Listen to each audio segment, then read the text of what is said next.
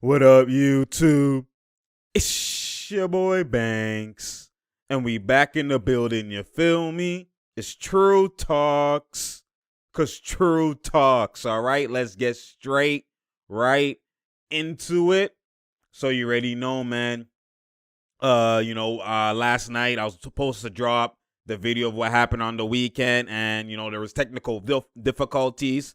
So I do apologize for that. So definitely I'm here, redoing, basically gonna redo it and have to go about it again. So we're gonna go as far as, what happened on Saturday on the weekend, what happened with the Nuggets and the Clippers, because, the Clippers, they played tonight versus the Raptors. But before we even talk about that, and, obviously after it's been played, we'll talk about, what's going on with both teams, etc., and all that type of stuff. But we're going to go as far back to see what happened with the Nuggets and the Clippers, Obviously, the Clippers, that was a big shift game. That was a game that was definitely going to dictate a lot in the standings. That was definitely a game that meant a lot, especially in terms of the Clippers and the Nuggets, right? The Clippers and the Nuggets, I'm pretty sure they had a 3-game series. The Clippers beat them one time, and I think now the Nuggets have beat them twice. So that was a tiebreaker game as well, too. It was Kawhi's first game back from his foot injury. So, obviously you expect some rust. You expect, whatever. You expect a 1-2. And it wasn't too much rust. He just wasn't as aggressive when it mattered. I know he's coming back into a flow. The team has had a certain type of flow, right? With DeMarcus Cousins, with Rondo, and how they've been playing, how they've been moving the ball. So Kawhi, I guess, is trying to just, adhere and just succumb to the flow, right? He's just kind of, here we go, right? But at the end of the day, when it comes down to it, in the clutch time, do I trust mine? Do you, it's time to take over. It don't matter if it's my first game back. It don't matter. And that's what I'm disappointed with Kawhi. And I have been a lot this season with Kawhi in terms of just that takeover, just in terms of, putting the team on your back. All of that type of stuff. We've seen even KD's not fully back, and we've seen him take 33 shots versus the Bucks, right? At some point, Kawhi has to wake up, and be like, you know what? Enough is enough. Enough is enough. PG has 21 shots, and Kawhi has what? 12 shots, 7 for 12. Now, again, we know PG, so it's, he's here. Sometimes he's not. We've seen that with the bubble. We've seen that in the playoffs, right? His consistency, has sometimes, in terms of big games, sometimes he's there in big games. Sometimes he struggles in big games. But at the end of the day, that's not enough for the Clippers to not win games. As you can see, it still came down to the wire, especially now when you have additions of DeMarcus Cousins. You have additions of all these type of, these auxiliary parts, right? You have a deep team. It's not enough that PG struggles, now we lose. That's not an excuse. That's not enough to, to just be the end all be all, right? So, obviously, the Nuggets has been proven, and Jokic has been proven that, they're the Kryptonite. So, we're going to go into that statement and go into the context, because I give it that context. Let's go straight right into it, boy. So like I was saying, man, we're not going to do a full breakdown because, again, these are, we have a lot to discuss today, right? We got a lot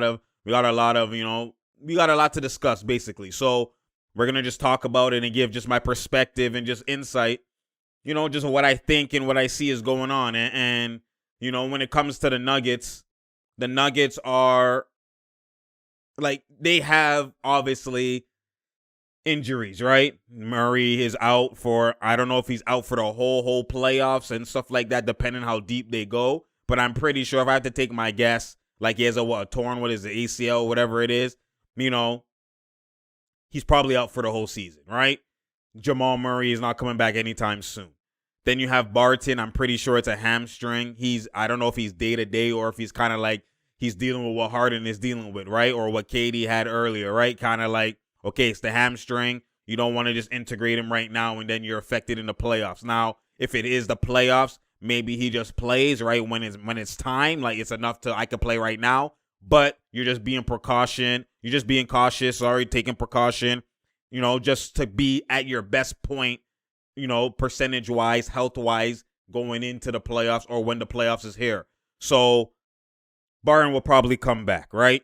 You still got Monte Morris is out, right? There's a couple crucial guys in the rotation that they're out, right? But they got Austin Rivers, which, again, he's doing the Monte Morris role right now. But MPJ has, his usage and his production and everything has increased now due to the fact that Murray is gone. They have a big three in terms of those three, right?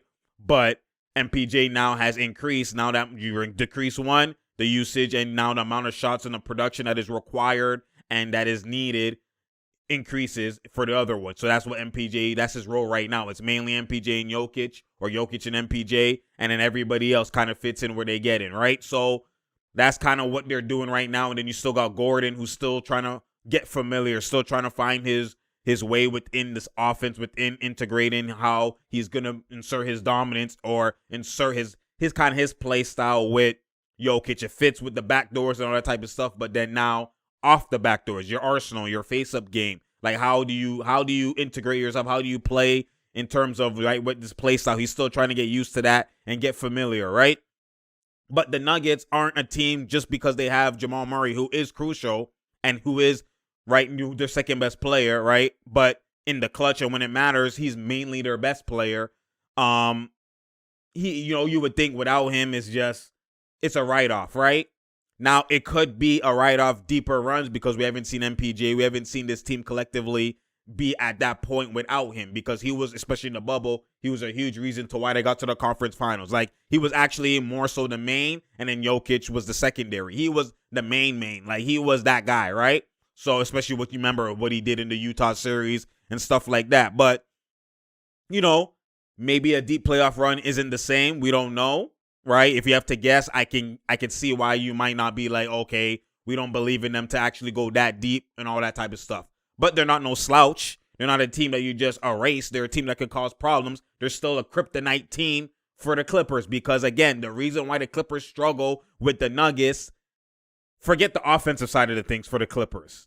The defensive side of the things. The problem, like I always said, even from the bubble, the Nuggets possess a huge problem for the Clippers because of the pick and pop ability of Jokic. Multiple skill set. He's a multifaceted big man. He isn't just a low post big man. He isn't just a big man who could just shoot. He isn't just a big man he's a multifaceted big man. He can do multiple things. So the fact that he could pick and roll and he could pick and pop already causes problems for the defensive bigs in terms of Zubac. Zubac he doesn't have the foot speed to actually do what Draymond does. And this is why Draymond, his defense is so elite, and why I was always on the side of Draymond in terms of his defense needs to be accounted for on that high tier. People are like, oh my God, he's capping with the whole best defensive statement or whatever. Like, it's one thing to just play defense in the post and whatever, and that's one thing. But now with these multifaceted offensive players, point guards, stretching the floor like Dame and stuff like that, he has to cover more ground.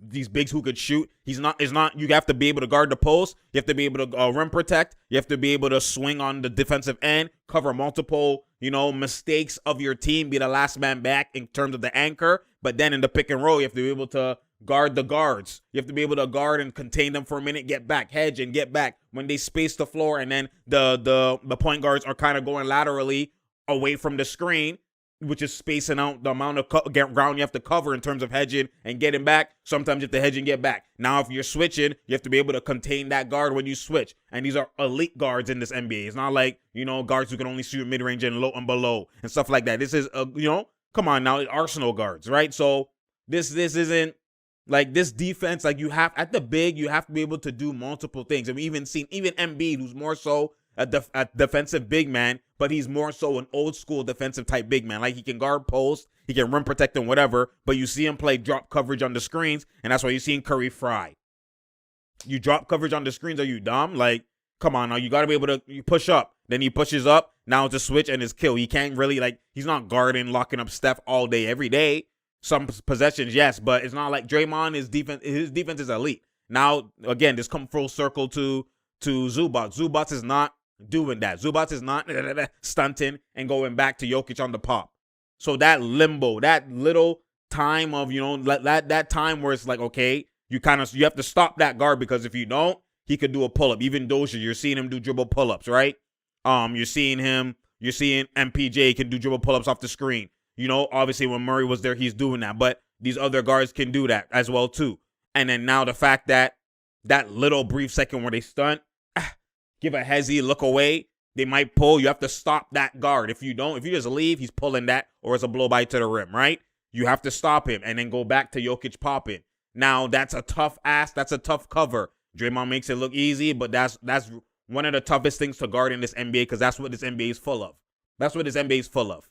Literally, that initial ability on both parties, from the guard who's running the pick and roll and from the center who could actually pop, that creates havoc. That creates a whole, like, that causes problems. That's literally the culprit, the blueprint, the reason for everything.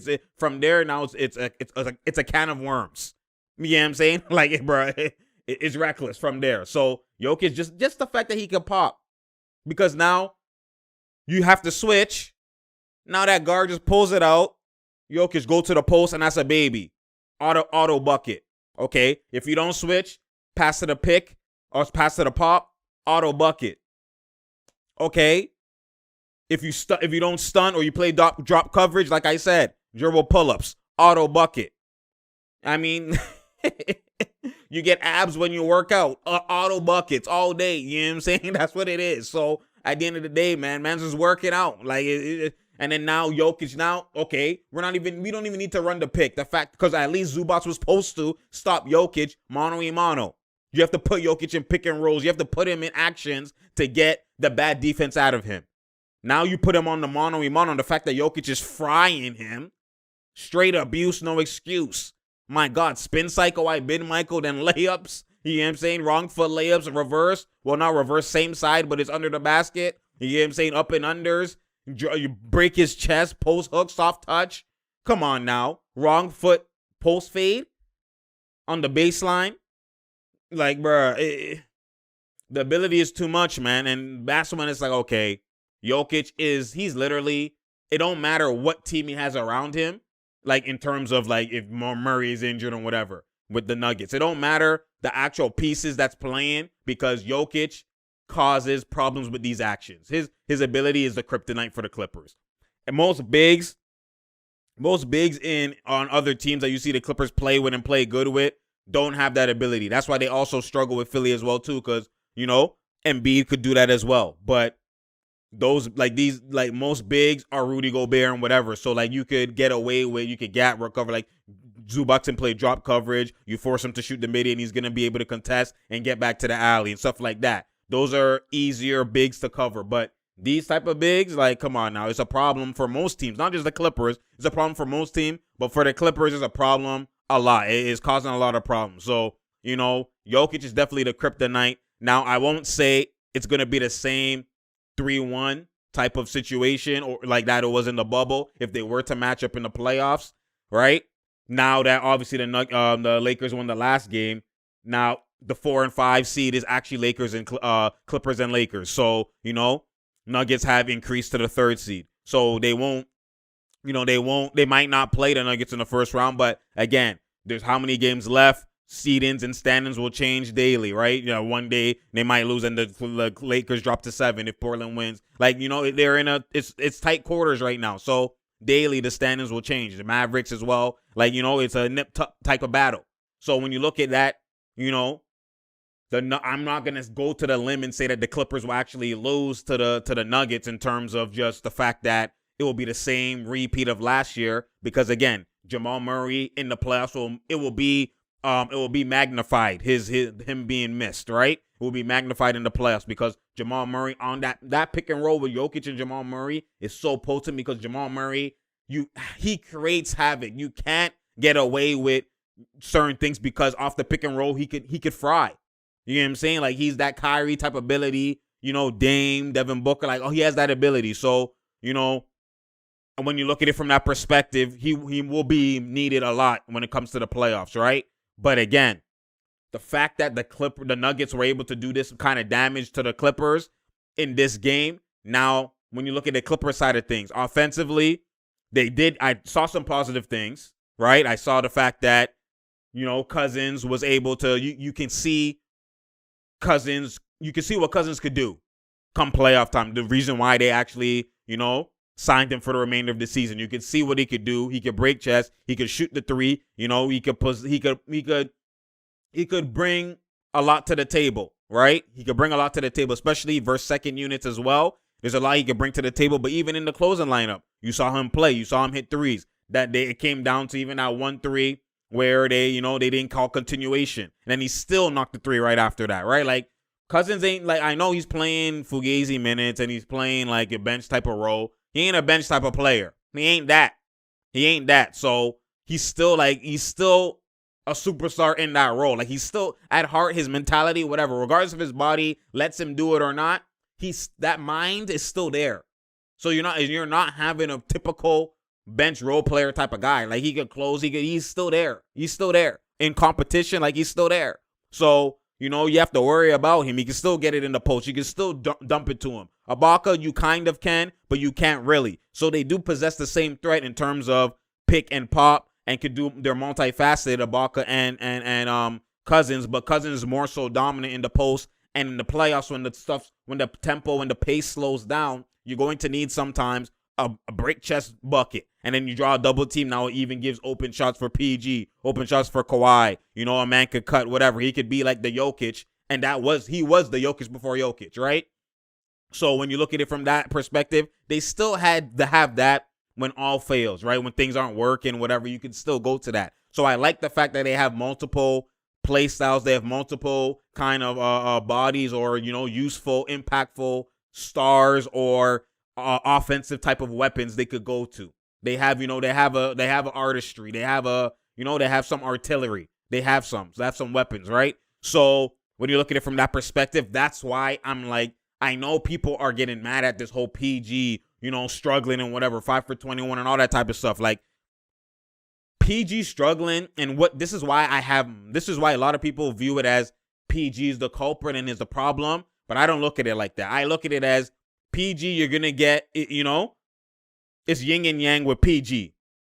I know PG because his ability, and that's what people get frustrated with, which is true. His ability and his fluidity and how he plays and his skill set and his arsenal matches with what a superstar, what a D book, what all these guys have. It matches, right?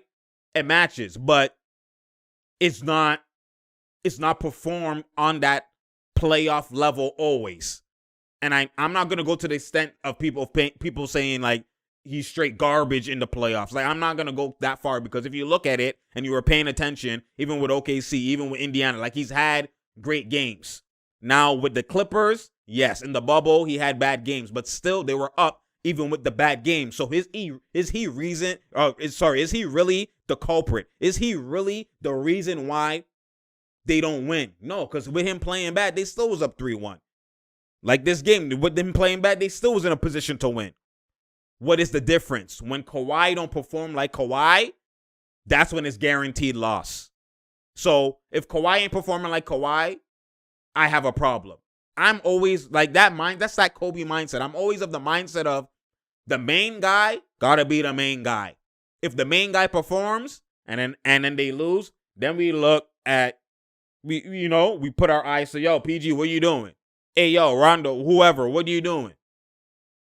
But if that main guy isn't the main guy, I can't look at how they're not supposed to be this guy, because when they win, they don't get the praise of the main guy. So I'm not now if they give me extra, if they do this and PG is getting 30, I know it's different because PG is still a superstar talent. But at the end of the day, we know what it is with him. You expecting that, it can happen, he could change at any time, but we already know the proof is in the pudding right now. And they were still able to win even with that reality with PG. So the main thing is we know what Kawhi's supposed to bring to the table. If he doesn't bring that to the table, it changes a lot of things. You can't expect all these other parts to give you over what they're supposed to actually do. They're supposed to be here, and then if Kawhi is here, guaranteed dub. Conference finals, or whatever your aspiration, how you believe they should be. But if Kawhi isn't here and he's here, now that changes everything. And that's where I'm looking at it from. Like, I know it's Kawhi's first game back. And I know, obviously, KD has spoiled us, especially me. He spoiled me, he spoiled us, everyone in general. But KD coming back seamlessly every single time, coming back eating, getting 40s, coming like every single time. First game back, 33. All like, bro, off the bench. Like, come on now. Like, KD's ability, KD's efficiency, the stuff that KD does makes us feel like that's normal. That's what a superstar's supposed to do. First game back, yo, what we doing? Oh my God, I can't wait. Like, that's not normal. That's a testament to KD's greatness. That's a testament to how elite and how different KD is amongst the elite. Like, everyone is elite, but KD's beyond elite. You know what I'm saying? Like, he's on a different, higher echelon. So, because the elite don't even do what he do. That's how you know, like, he's elite. That's what he is. He's elite. He's beyond it. Oh, my goodness, man. So, like, Kawhi, you see it happening with Kawhi even before AD had a good game this time. You seen AD take a couple of games. You seen LeBron, what was happening. You seen all the elites struggle. Obviously, Kawhi was 7 for 12, but his aggression, you know, he still was struggling and he didn't take over, and he still might need to get that WD-40 off, get that rust off, you know what I'm saying, before you can go ham like that. KD different. He don't need that. So that has spoiled us in terms of what we expect from other guys, because it's supposed to be normal what Kawhi just did.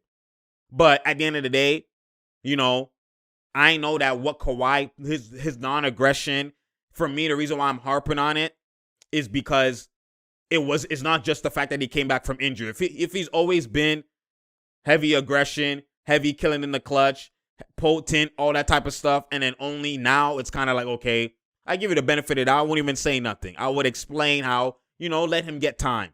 But even when he's been normal and when he's been healthy and when he hasn't sat out or whatever, it's been the same thing in the clutch, the non-aggression, not the same takes, all that type. It's been like that the whole season. And I know Kawhi, I'm giving him the benefit of the doubt because Kawhi don't question come playoff time. Like Kawhi, KD, you know, LeBron, you know, guys like that, you don't ever question come playoff time, right? Kyrie, like you don't question these guys. They always ramp up their level of play and their level of production. You know, other guys you can question, even some superstar guys, right? I'm not going to list them right now. That's a different discussion. But there's some guys you question. But those guys, most definitely you don't ever question, right? If anything, you know they're going to even snap and they'll turn it on. Like that, right? But we've seen, like I said, in a game 7, Kawhi, there is a chance that Kawhi might have a fugazi game. What is it going to be? You have enough bonus. You have enough bonus in terms of Rondo, which was a positive for me. You have enough bonus in terms of Cousins, which is a positive for me. You have enough bonus in terms of Marcus Morris. You have enough bonus, not that he played great versus the Nuggets, but just in general, you have bonuses you have a lot of that. Even Reggie Jackson is playing well. You know, Kennard could play well, right? You have a lot of Batum. You have a lot of guys who could play well, you know, and can get their own bucket, right? You have a lot of guys, but at the end of the day, and they play defense, right? At the end of the day now, that's why it's like it's no excuse, and that's why I won't go as far as saying, you know, in the playoffs, you know, the Nuggets will beat the Clippers. But it is a kryptonite problem, and Kawhi has to operate on this level for it to even be a conference finals, for it to even be like, okay, this is the discussion, this is what we different, and all that type of like Kawhi has to be that. And now it's playoff push. Kawhi need, you know, show me. Like, come on, like I still have a problem. That's my main thing. They're closing. I still have a problem, and the fact that it was Rondo and Cousins in the clutch, like that's a good thing. But that's not. They're supposed to do maybe a 1-2 play, not like every play. Where are y'all at? Where's PG? Where Kawhi? Where are y'all at? Where are y'all at? And that's where I don't have clarity fully with the Clippers. That's why I won't go on the limb saying they're Western Conference Finals. Like, I have to see. Like, they have to see. I'm not going on a limb. Now, I'm not going on the point of saying they're a fraud, they're a pretender and stuff like that. I won't go that far. But I could see why people will say that because, again, now you throughout the season, you've been seeing multiple signs of Fugazi closing. You've been seeing like that's been their one issue. Like when they blow out, they blow out. When they're hitting shots, they're, you know, and it's not when they're hitting shots. Majority of the times they're hitting shots. But even games when they're hitting shots, they're not defending. Like it's hard in this league to defend everything, right? You're gonna it's timely stops. I don't subscribe to like locking up every single play, especially when you're a fast-paced team. You're gonna allow buckets, right? I talked about that before previously. See other videos, but you know you're gonna allow buckets. So I'm not mad at the Clippers defense in terms of, in general, I am mad with their defense with guarding the Jokic pick and roll, but it's hard to, like, how could you really stop that? at some point your offense has to be clicking on all cylinders that, if you do give up a 1-2, it's a problem. Like, we didn't even talk about Jokic playmaking. Now, if you do try and stop it and you try and trap the ball handler off the pick and roll and he does a short roll at the free throw line, Jokic could play making, hit cutters and hit Gordon and Allie and all, like his passing, like there's like he literally every aspect you try to do to guard that pick and roll, pick and pop, he has a counter to it for play style wise, IQ wise, and just, his ability. It's tough, man. It's tough. You literally have to just meet him and just you have to be able to switch everything and then I don't even know the full answer. Like, you have to mix and match.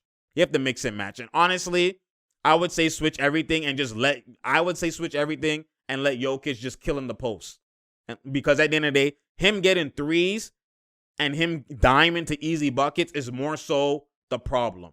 So at first I would guard it and I would play kind of gap and recover coverage and see how they do with like the guards, especially now that Murray's not there, see how they do. If they're frying and it's tough and the pop is hurting, then automatically cancel that shit and we switch everything. We have a lineup where some guys could hold their ground, maybe Morris, or you put a different player to guard that ball handler, like a Kawhi or someone. So now if you switch, at least it's not like auto abuse. So you could try and contain and let him get the twos. If he gets twos, it's not killing you as much as the threes and what it opens up.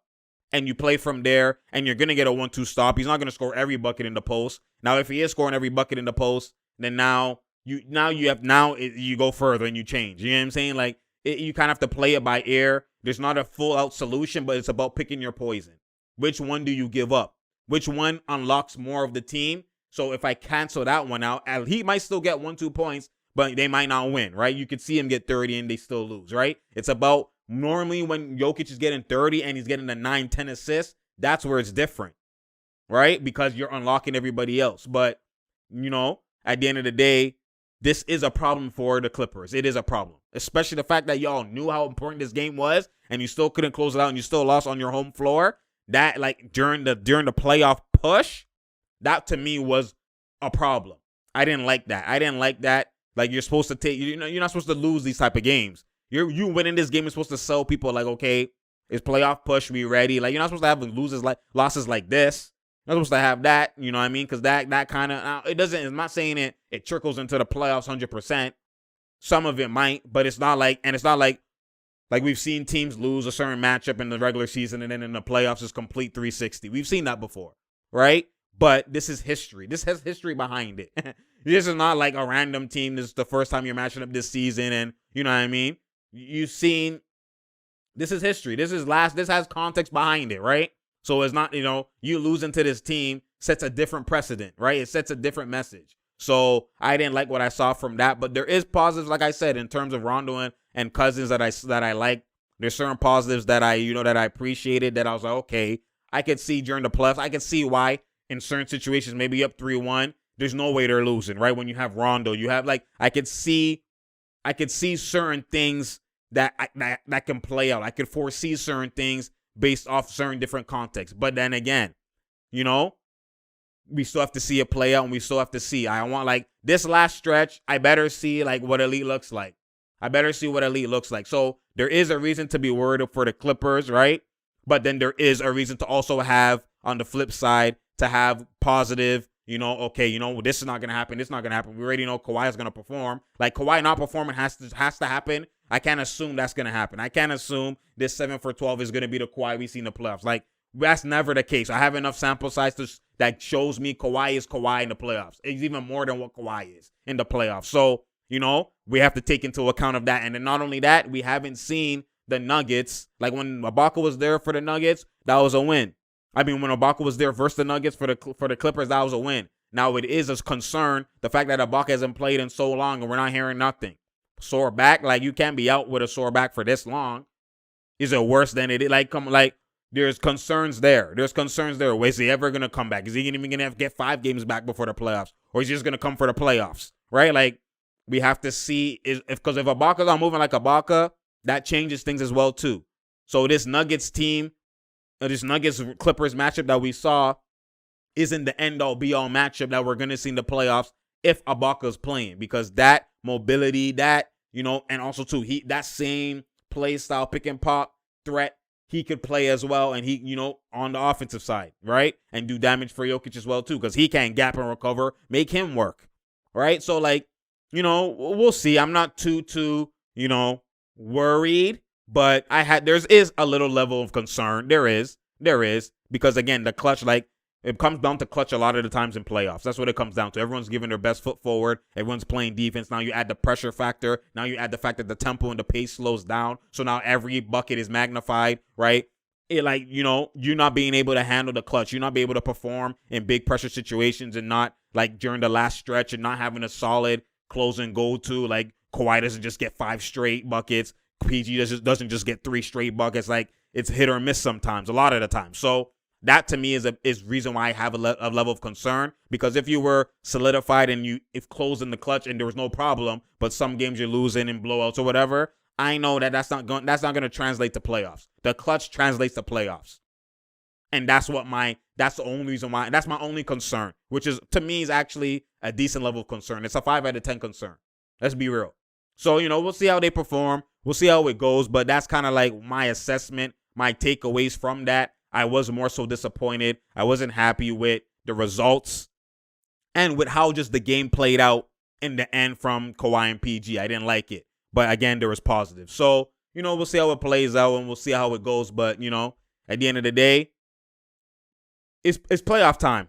Let's get ready. And then it comes down to the last, it's going to come down to the last game to see what the matchups are like. And then even now, that further is going to come down to play-in tourney to see what the matchups is like, right? So we'll see how it all plays out, man. We'll see how it all plays out. But that was a big loss. It was a big loss. Let's be honest.